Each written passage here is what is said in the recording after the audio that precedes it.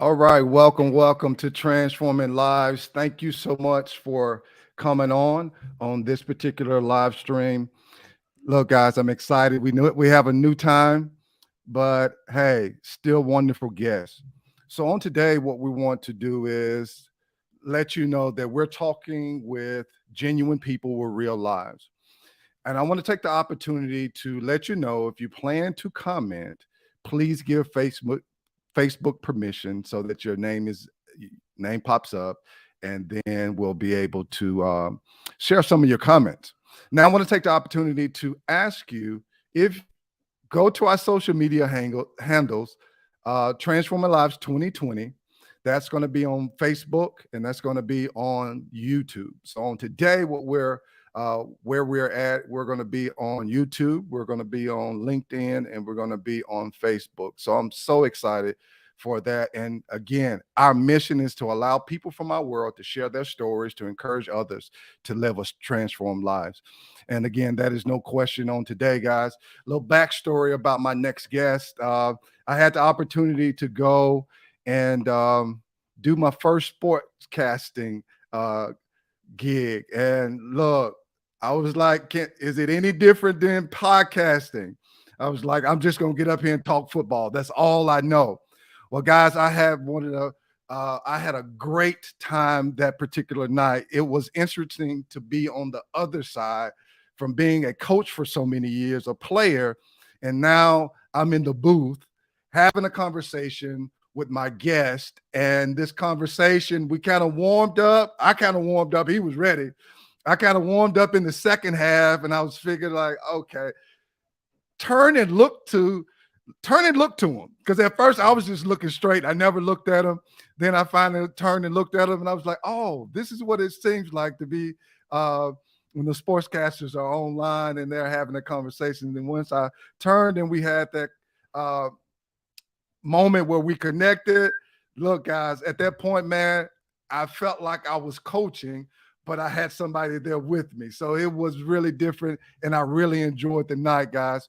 So my next guest, he is the founder of TSJ Network and the voice of Terry Bulldog football and also Mud River Counselors basketball. He's also a senior at Mississippi College. He's 21 years old. He lives in Byron, Mississippi.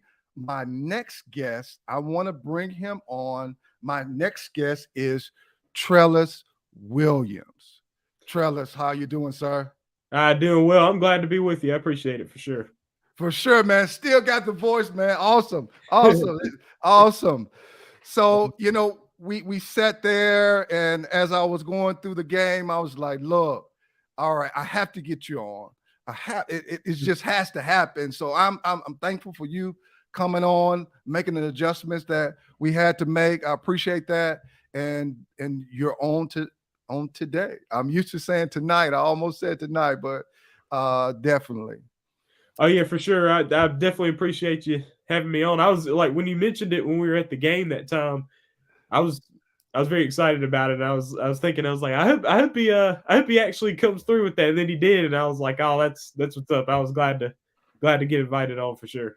Oh yeah, definitely, and we're definitely going to connect in future events as well too. So we'll talk about that a little later. So usually when I have guests on, my first question is, what's your favorite childhood memory? Well, so my childhood definitely have had a great childhood. My parents were there. Had two younger brothers as well. Okay. Just like you mentioned, I'm 21. When my younger brother's 19, and then my other one's 15. So one of my favorite childhood memories is just playing with them.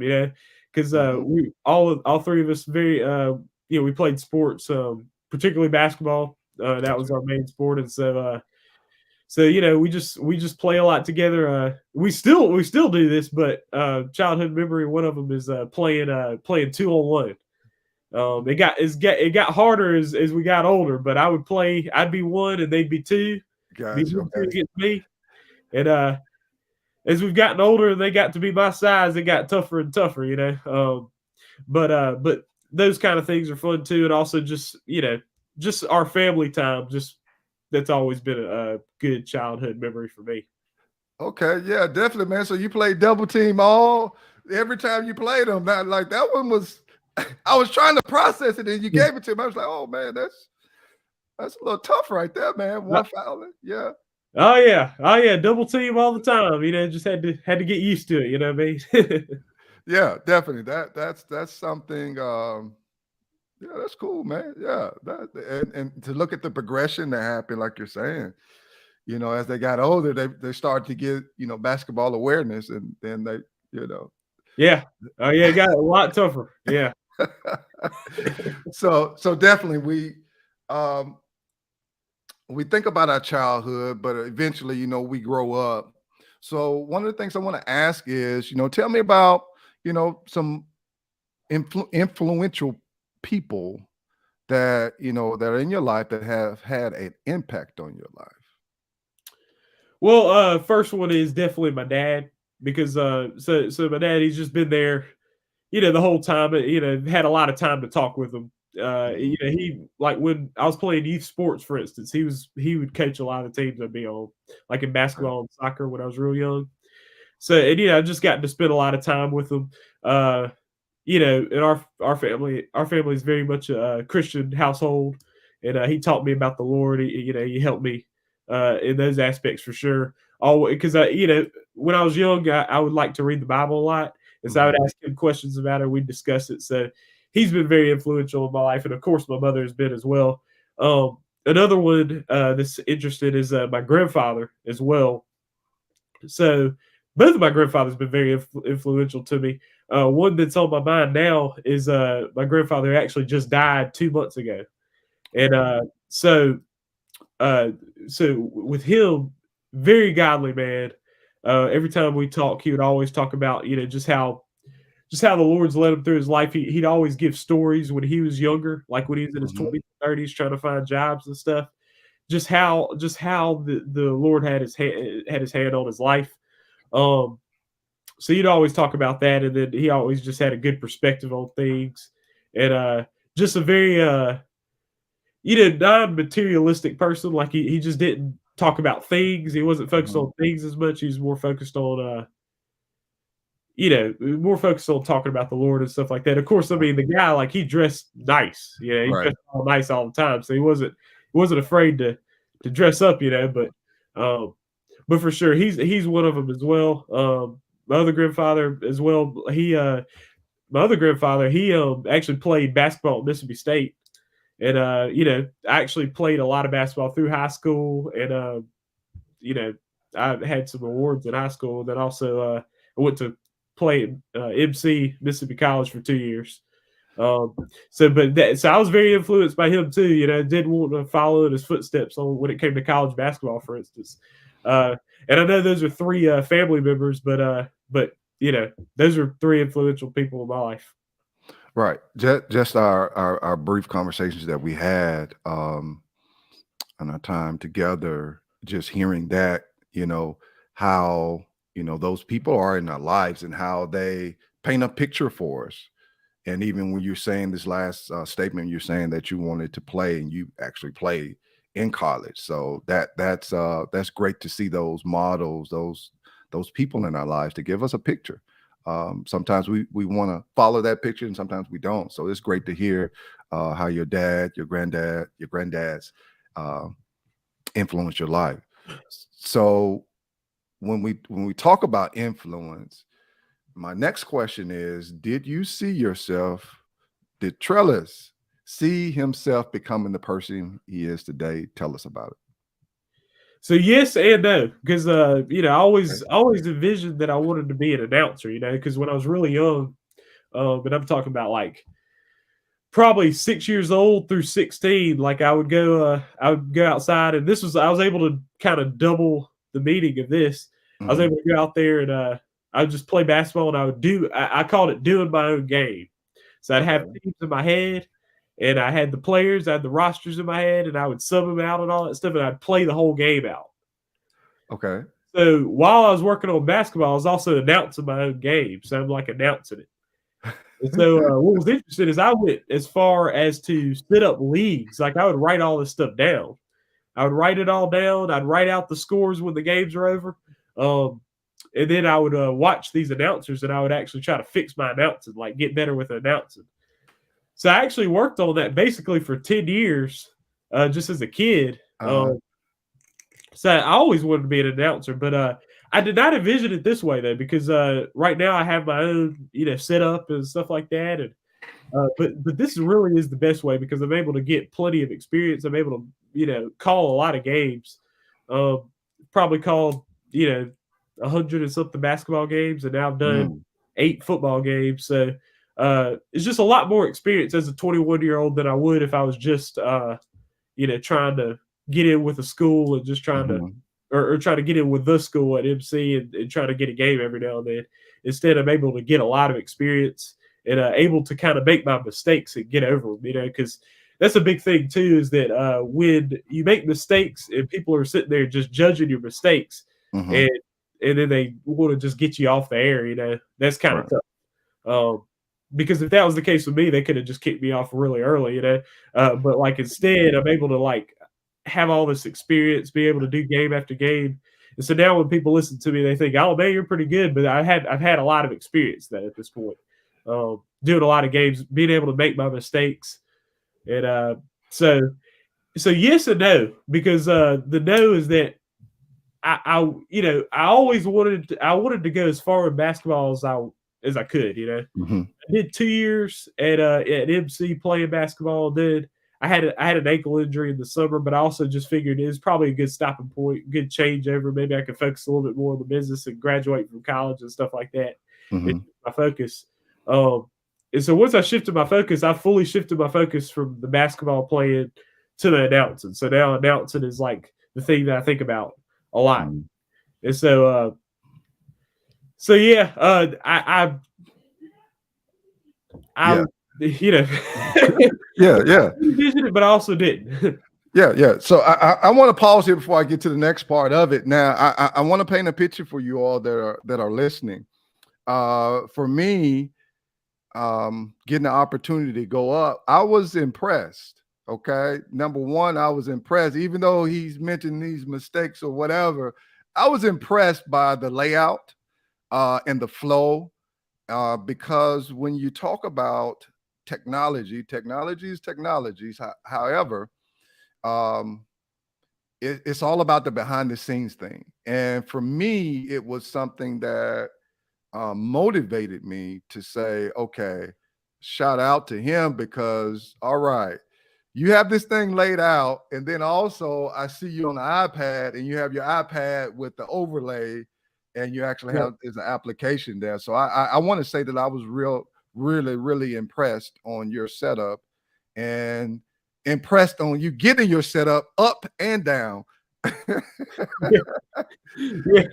That's always something right there, because that's another thing about the repetition of it, is that being able to get a rhythm for being able to put it up and take it down, and not leaving stuff there and not leaving stuff at home. That's the Mhm. kind of thing I did a lot my first year as well. Left one piece at home, and that one piece just made it to where I couldn't do it. Right. And that kind of stuff is, and then it depends on what piece you left, because every now and then you might leave a piece that you can run to Walmart and grab, but then every now and then you have a piece that's like, no, I only have one of those. I can't, it's at home. Right. And I agree with you 100%. I deal with that on the particular job that I have that I some things I bought two of and I just kind of leave it in my vehicle. This is going to stay in the vehicle. Yeah. So yeah, I definitely understand that. Absolutely. So our next question is I didn't know how to initially frame it, but I'm going to frame it this way because you kind of fall in a different category. So we're just going to kind of go from here. Did you always want to be an entrepreneur or a business owner? Did you always wanted to pursue that? Well, so I always like the idea of being able to kind of control my work, because you never completely control your work, because if you work for yourself, you also have to go and do well with the customers. You have to do Right. well with Yeah. the people that you're dealing with. So it's like you're always working for somebody. Like that's Mhm. just how it always is. It's whether it's the customer or whether it's your boss. Either way. Um, but I did like the idea of scheduling my own work and also having an invested interest in it. Mhm. So whenever I'm doing this, if I don't have an interest in it, it's not going to happen. Right. So I like that. I like that. I also like the fact that I could use my creativity because I do have a lot of creativity, and that's something I definitely got from my dad. My dad's a really creative guy. He's actually made music for 30 years. Okay. So yes, like he makes some hip hop and stuff like that. And so like he works. His main thing is he scratches, like so he could do the turntable. So Right. Yeah, that's cool. it's a very creative guy for sure. And so I've gotten some of that from him. And so I like being able to use my creativity and things like that. And when you work for yourself, you're able to do that. And then the people, your customers, will kind Hmm. of like be able to take you as you are. It Right. might just learn to embrace you, as opposed to if you work for them. If you work for your boss, they just kind of tell you what you need to do and how you need to do it, and Right. you execute it. I like being able to have the creativity, and then if the customer likes it, then they'll like it, and they won't expect to control you because ultimately you are an entrepreneur. And Yeah. like take the situation with Terry. Um, I've got the TSJW network, and I work with Terry. Coach Thigpen, of course, Coach Thigpen's real laid back, good guy, Hmm. but like he is able to just he sees what I do and he likes it and he lets me do my thing. And Right. so he always will say, "Hey, have an idea." He'll have an idea, and I'll be like, "Oh, that's a good idea," because a lot of his ideas are pretty good. So it's like he'll have an idea, and I'll be like, "I like that idea," and then we'll do it. But he doesn't sit there and say, "Well, when you say this, you need to say it like this," and that kind of thing, because at that point he kind of bought into the TSJW network and how I do things. So that's a difference between entrepreneur type situation and working for somebody. And so therefore, yes, I did always want to do it in that way. Yeah. So let's go ahead. Definitely shout out to Coach Thigpen. Um, I've known him from his time in Coffeeville, Mississippi, coaching there. Oh yeah. And yeah, so let's jump into this. So what exactly do you do? We've talked about the network. We've talked about Terry football being the voice of Terry football. Um, so let's kind of unwrap this. So what exactly? Let the viewers know what you do. So that gets kind of wide because what I do is my main skill that I like to promote the most is the play-by-play announcing. But Hmm. also with that comes I basically produce it as well because I'm sitting there and I've got my mixer that I Hmm. control the levels of the mics. I have to make sure that the video is right because I mean when it comes down to it, I've got somebody like my brother works with me and he videos, he Okay. films. So I go over there, but I have to make sure I check with it because ultimately um, it's my responsibility to have everything right. So I Right. need to just make sure I check on everything. He does a great job. Like last night, he did a great job. I never had to change anything with him last night, but I always have to check, because Right. ultimately it's my responsibility. Also preparing. So that's a big thing with announcing is the preparing. So I prepare the spot board. I prepare get the stats together, write my notes and stuff. When you're doing the kind of play by play I do, which is it's like web streaming, but it's also like I announce in a radio style. So I Hmm. announce like where I describe the play. I describe Yeah. the play to the details. And when you do it like that, you don't have as much room for just a bunch of nuggets in there. So I just need to write a few notes and then use the nuggets. But I don't have to have like what the TV announcers do. They have to have pages full of notes, because they have a lot of dead time. Hmm. So I kind of am able to let the color commentator do the dead time a lot of times. But so other than announcing, I also have a website. It's called tsjwnetwork.net. So I've got Hmm. the website, and on there, I've got articles can be posted on there. Um, so let me just go ahead and backtrack to the beginning of this. So when I started the TSJW network, I was actually a freshman in college, and the first thing I did was I just filmed some games, and I was homeschooled Hmm. when I grew up. I was homeschooled, so I have relationships in this homeschool basketball league. So Okay. I would film these games, and when I filmed these games, I would I would put them behind a paywall, and I had it on the website. And Gotcha. so I kind of sold some games. So I did that the first year. And really, the main thing I did that first year was built that website. So Yeah. and that took a while because I had no idea how to build a website, and so I had to figure it out on my own. And so I was able to do that. It took me about 3 months to get it where I liked it. Um, but then so I had the website. Then the second year, that's when I started announcing. So I figured out a way, some technology to hook audio up into an iPad. Yeah. And so at that point, I was able to hook the audio up, and then I started announcing. And so the first year I was announcing. The second year I was announcing. So then the third year I got with the league, this homeschool league, this Mississippi homeschool league. It's called the MSAHA. I got with that league, and I was able to make a deal where they paid me, and they paid me to hold their scores, their standings, their schedule, Mm, and all that stuff. And so I have all that stuff on that website. And so I kept a running standings throughout the year, so you're able to see the seeding of every team all the time. yeah. And then I would also go around, and every now and then I would announce other teams' games.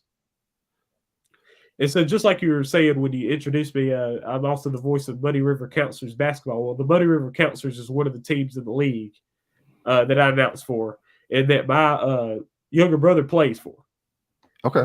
Cool. And so, and my dad coaches it. So that's actually like an inside thing. So, like I announced for them, and so that's where I've announced all those basketball games. And 100. that's a lot of counselors games there. And so anyway, I got with this league, and I also a part of the package was I announced their championships. So when the championships come, I stream it live and I announce it. And so basically, also I'm also a guy who has I build websites. I also edit video, so I'll make highlight reels as well. I also do some marketing. So for the counselors as well, I kind of market for the counselors. So I run the counselors Instagram. This is the basketball team. Okay. So I'll put up graphics and stuff like that. And that's another part about being an entrepreneur as well, is that putting up your own graphics, Yeah. building your own graphics. So have to do that as well. So all that put together, that's what I do with the network. Oh yeah, definitely, man. To hear this, I understand what you just laid out. Is not for the faint of heart. Because you've talked about the website. Number one, and I was able to check their website out, and I understand it because I looked at it and I was like, okay, all right. He had to put some legwork into this one, Yeah. because it was not. Kind of your generic one. So there was some time put into it. So definitely shout out to you on that as well. So with all you've said, from graphics to video editing, what's one lesson? And I won't limit it to sportscasting. I just say entrepreneurship. What's one lesson that you've been that has taught you that you think everyone should learn at this point in their lives? So one lesson sportscasting has taught me is that sometimes you have to watch what you say sometimes, Oh yeah. uh, Yeah, I know. Yeah. yeah. So I'm trying to get better at this. With the Terry football, I have not done this at all. I've not criticized the referees at all. But in the past, I have. So when you go off on the referees as if you don't have a microphone on you, it's not the best. Of course, I always do it in an announcing style, so I don't Right. just start yelling or anything. Right. But Yeah. but still, you just have to stay professional about it. Right. And that's the main thing with me is I'm saying watch what you say. Also, if you're talking about entrepreneurship in general, always try to watch your image. Like Good. and sometimes you can't be too focused on your image, but at the same time, you don't want to do things that unnecessarily damages it. Right. So Yeah. you don't want to do things that are controversial. You don't want to get into controversial stuff consistently if not needed. So that's one thing that I would say. Gotcha. Good deal. That's definitely important. Because it's sometimes easy to forget that you are an announcer and you're like the referees while y'all doing this. This is a horrible call. You Yeah. just have to Yeah. stay somewhat neutral. So yeah, definitely. So What's one thing you didn't expect when you started this journey? What's one thing you did not expect? So what I didn't expect was for the website to turn into a kind of a news page with articles. Because to begin with, I was focused on the video aspect of it, and then I was focused on the announcing aspect of it. And then actually, I was talking to my dad one time about it, and he was telling me, he's like, you might want to open it up to having articles on it, articles about these games and Mhm, articles about different things, And I was thinking, I was like, oh man, I don't want to, because I've never thought of myself as being some kind of writer. mhm, I mean, I can write decently, but I've never thought of myself as a writer. But I was like, all right, yeah, I'll give it a shot. And I actually started writing these articles, and I've actually gotten used to it. I've written a bunch of articles at this point. And now I actually have it hooked up to where other people can post articles on this website.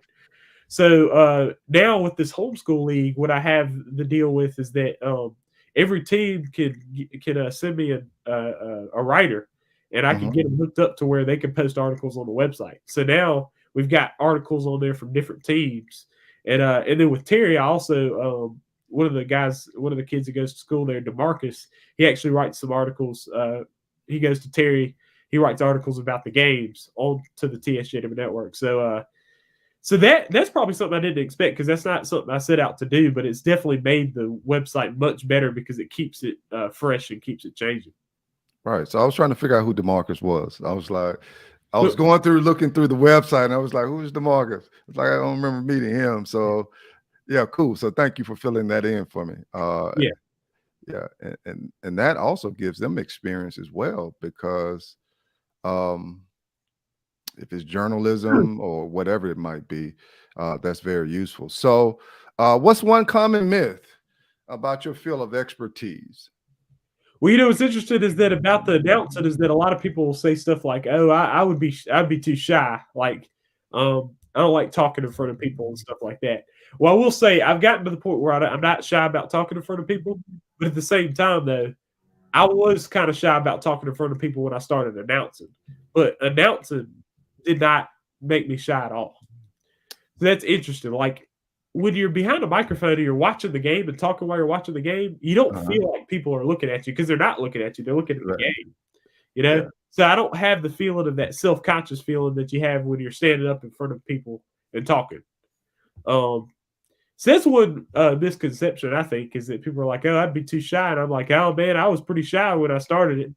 But like I basically just got less and less shy as time went on, but I wasn't shy about announcing at all. Right. Definitely. You're not shy. None whatsoever. Yeah. You get it there. Yeah, it's interesting you say that though, because when I was younger, I was like really shy. Like I'd go to places, didn't want to talk, yeah, just sit over there quietly. Uh, yeah, so I haven't always been the most outgoing, so got a bit of development. Yeah, yeah. And that's the whole thing of transformation. Yeah, absolutely. Yeah. We develop over time. So what's something I didn't ask that you would like to share? Okay, so one thing that I actually didn't say this in the things that I do with Terry and with the league MSHA homeschool league, I do shows. So once a week for Terry, I do the South 78 football show. So I always have an interview with Coach Thigpen, and then he'll bring other people in the community on there and some players, and I'll do interviews with them. And so I do that every Wednesday night at the Canes in Byram, and then I post them on Mhm, Thursday. Also, I do a show for the homeschool league, and so with that, it's a little different because now we're focused on a bunch of different teams, and so we mhm, actually talk about results from the games around the league and talk about where the standings are. And so mhm, we have some good we have a good show there, about a 30-minute long show, just like the South 78 football show as well. But with all those things, it's just a lot of fun to do that. And I mean, you got you a podcast, and the South 78 football show is less like a podcast, more like a show.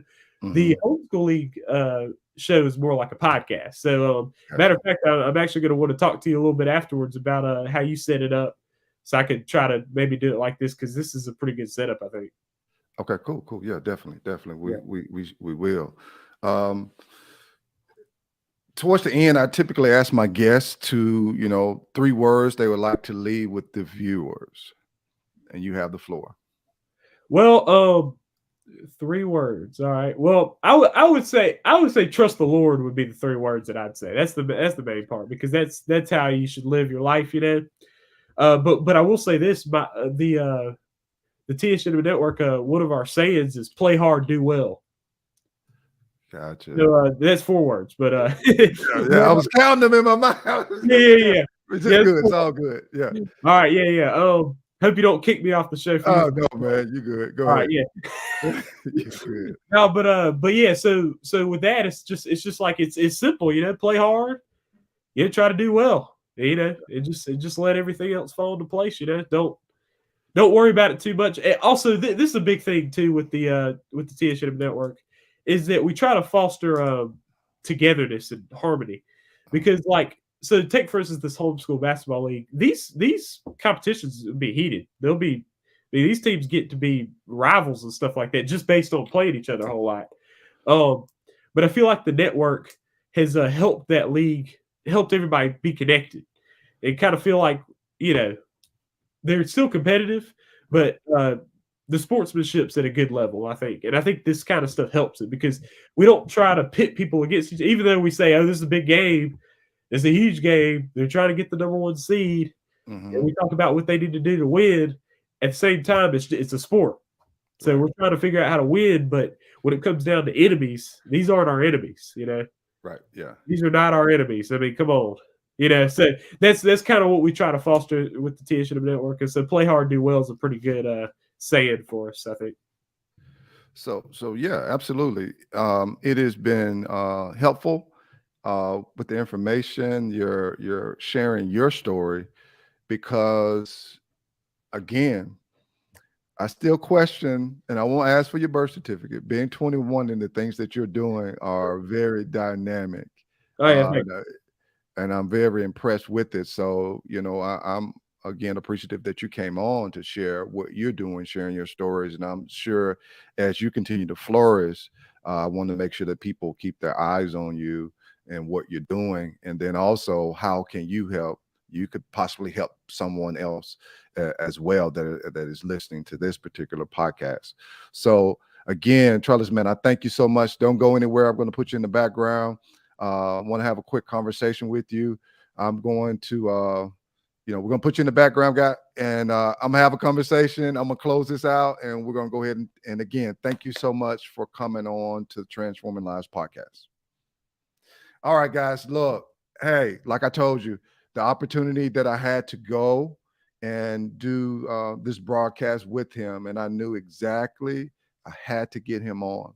And when he told me his age, and I was like, no way, Jose, that he is 21 years old and he's doing some dynamic things. Now, I want to make sure to leave his social media handles, the TSJW network.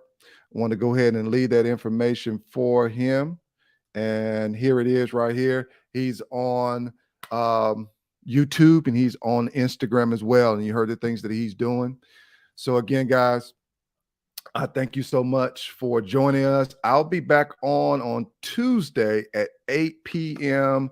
CST. We have to talk about time zones for those because we have viewers in different areas. So I will have Jonah Reed. He's the pastor of Faith Culture, and he's also an entrepreneur, and I can't wait to have him on, guys. So thank you so much, and I'll see you guys on Tuesday. Can't wait to see you. Have a great one.